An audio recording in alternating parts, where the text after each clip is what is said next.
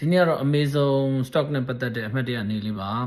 အဲ့တော့ Amazon stock ကိုကျွန်တော်ဒီ anime ထွက်ခင်ပေါ့နော်လွန်ခဲ့တဲ့ 4-5 ရက်ကဝယ်ထားတယ်ဝယ်ထားပြီးတော့မှဈေးတက်တဲ့ဟာကိုစောင့်ကြည့်ရပေါ့နော်ကြည့်တဲ့အခါမှာမနေ့က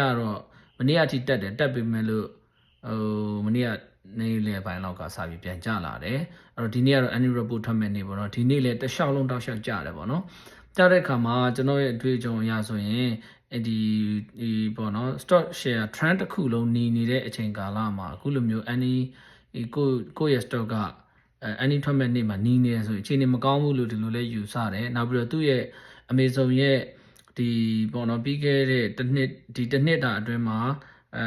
annie ထွက်ပြီးတဲ့နောက်ပိုင်းဆိုရင်ဘာဖြစ်လိမ့်ရှိလဲလိုက်ကြည့်တဲ့အခါမှာ annie ထွက်ပြီးနောက်ပိုင်းလဲတောက်လျှောက်ဈေးကျတာပေါ့နော်ကျတဲ့ခါကျဒီတကားတော့လေကျနိုင်မယ်ထင်တယ်ဆိုပြီးတော့စိတ်ထဲမှာလဲတွေးမိတယ်တွေးမိပြီးတော့မှညနေဆောင်အထိကျွန်တော်စောင့်ကြည့်တယ်ညနေဆောင်အထိလဲဈေးကတက်မလာတဲ့အခါကျတော့တက်မလာတဲ့ပြင်ကျသွားတာပေါ့နော်229ချက်ကနေပြီးတော့223ချက်ထိကျသွားတာပေါ့နော်ဆိုတော့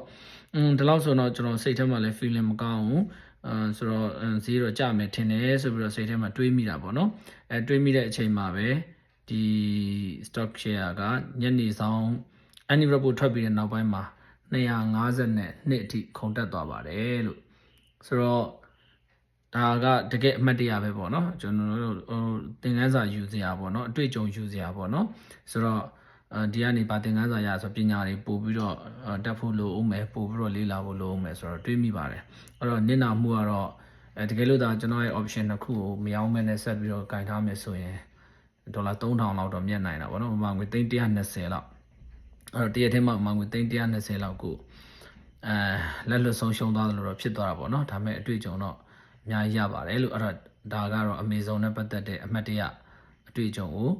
ကျွန်တော် YouTube မှာလာရောက်ပြီးတော့တင်စီပြီးတော့ save လုပ်ထားခြင်းဖြစ်ပါတယ်ကျေးဇူးတင်ပါတယ်